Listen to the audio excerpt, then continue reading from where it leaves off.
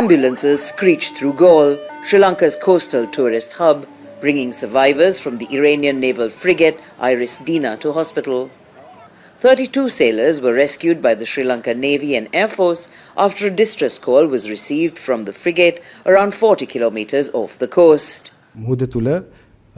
We saved a group who were floating in the water. After investigation and questioning, it became clear they were a crew belonging to an Iranian vessel, and they needed medical attention.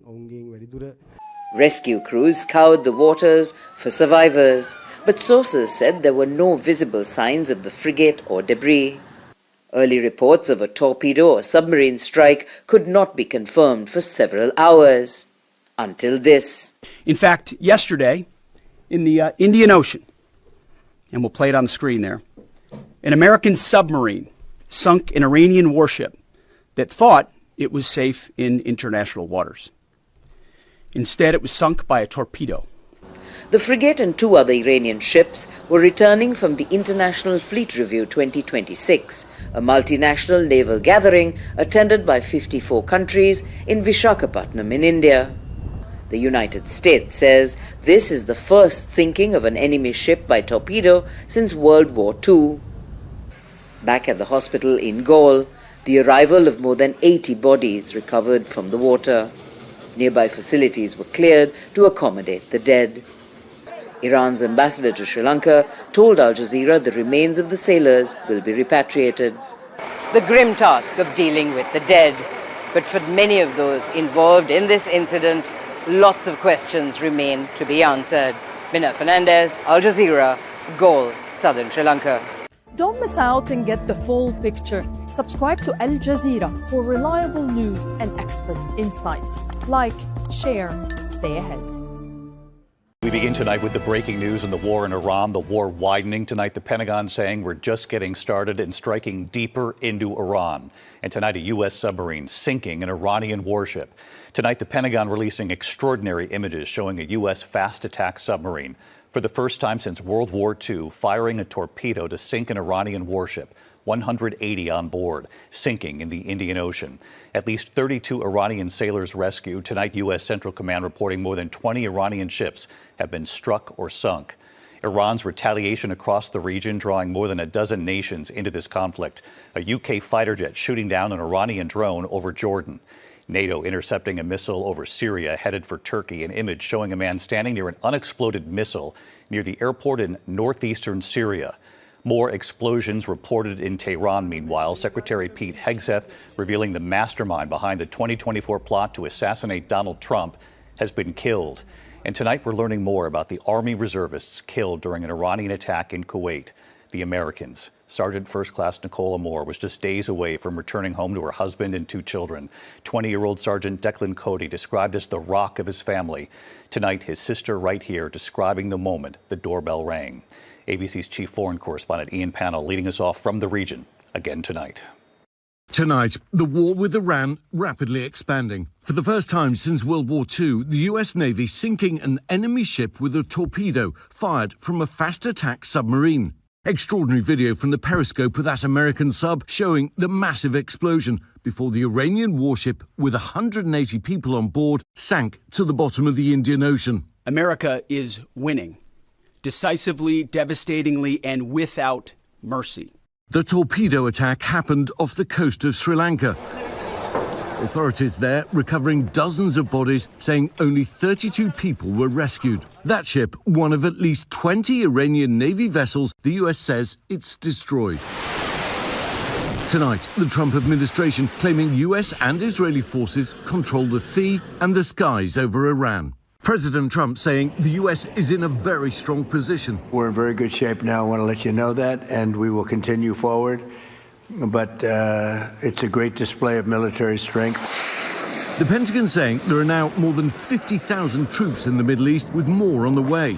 The U.S. now set to strike deeper into Iranian territory. More and larger waves are coming. We are just getting started. We are accelerating, not decelerating. Iran's capabilities are evaporating by the hour, while American strength grows fiercer, smarter, and utterly dominant. With officials revealing the current operation has delivered twice the air power of the shock and awe campaign of Iraq in 2003. Tonight, the Pentagon downplaying concerns US missile stockpiles could run low if the war drags on. We have sufficient precision munitions for the task at hand, both on the offense and defense. I appreciate the interest, but just know that we consider that an operational security matter. There are also questions tonight about the number of US interceptors across the Middle East being used by multiple countries to try to block these Iranian missiles and drones. Will the interceptors last? Because military officials say it takes 2 or 3 of them to shoot down just one Iranian ballistic missile. And experts predict Iran had a stockpile of more than 2,000. Tonight, Iran launching a new wave of strikes across the Gulf.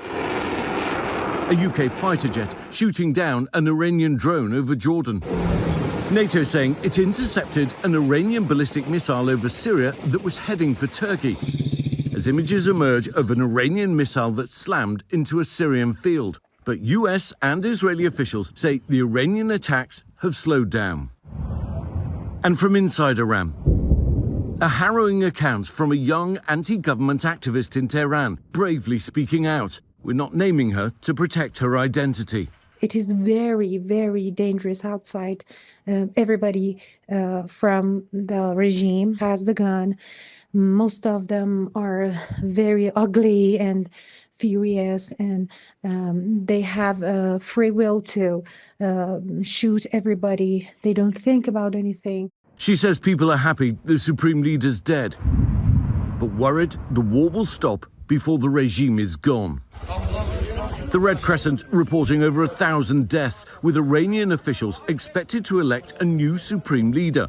One potential candidate, Ayatollah Khamenei's own son, Mujtaba, a hardliner likely to stick to his father's legacy, according to Iranian officials familiar with the deliberations.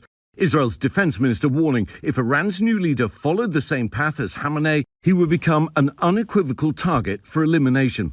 Tonight, the US confirming the Iranian Revolutionary Guard commander, identified as the mastermind behind the 2024 plot to assassinate President Trump, has also been killed. The leader of the unit who attempted to assassinate President Trump has been hunted down and killed. Iran tried to kill President Trump, and President Trump got the last laugh.